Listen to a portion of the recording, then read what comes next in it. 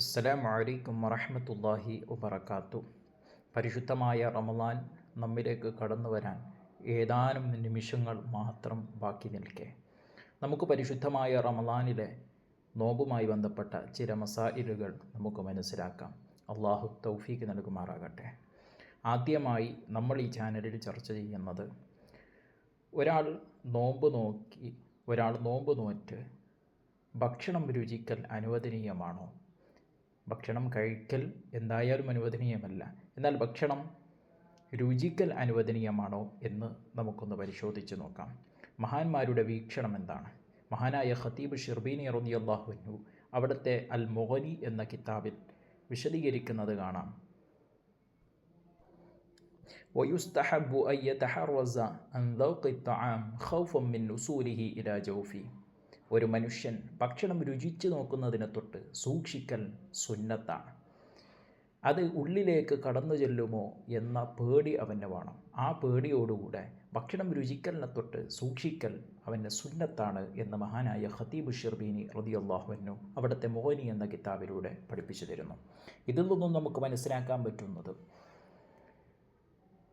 ഭക്ഷണം രുചിച്ച് നോക്കൽ അത് നോമ്പിനെ മുറിക്കുന്ന കാര്യമല്ല. ഭക്ഷണം രുചിച്ച് നോക്കാവുന്നതാണ്, പക്ഷേ അത് ഉള്ളിലേക്ക് കടന്നു ചെല്ലുന്നതിനെ തൊട്ട് സൂക്ഷിക്കണം. അങ്ങനെ ഉള്ളിലേക്ക് കടന്നു ചെന്നാൽ അതുമൂലം അവൻ്റെ നോമ്പ് ബാത്തിലായി പോകുന്നതാണ്. അല്ലാതിരിക്കുമ്പോൾ തന്നെ അങ്ങനെ ഭക്ഷണം രുചി നോക്കലിനെ തൊട്ട് സൂക്ഷിക്കൽ സുന്നത്താണ് എന്ന് മഹാന്മാർ വിശദീകരിച്ചു തരുന്നു. എന്നാൽ മഹാനായ അബ്ദുറഹ്മാൻ അൽ മഷ്ഹൂർ റളിയല്ലാഹു അൻഹു അവിടുത്തെ ബിഗയ്യത്തുൽ മുസ്തർഷിദീൻ എന്ന കിതാബിൽ പറഞ്ഞു തരുന്നു, ലാ യദുറു ഉസൂലു റീഹൻ ബിശമ്മി.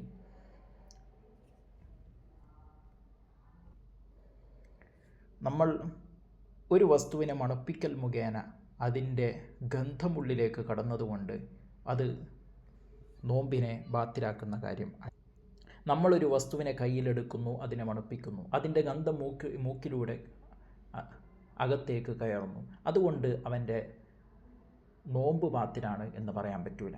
അതുപോലെ തന്നെ പുക വായയിലൂടെ ഉള്ളിലേക്ക് പോകുന്നു, അത് മുഖേനയും അവൻ്റെ നോമ്പ് ബാത്തിലാണ് എന്ന് പറയാൻ കഴിയില്ല. അങ്ങനെ മനഃപൂർവ്വം ചെയ്താൽ തന്നെ അവൻ്റെ നോമ്പ് അതുകൊണ്ട് ബാത്തിലാകുമെന്ന് പറയാൻ കഴിയില്ല.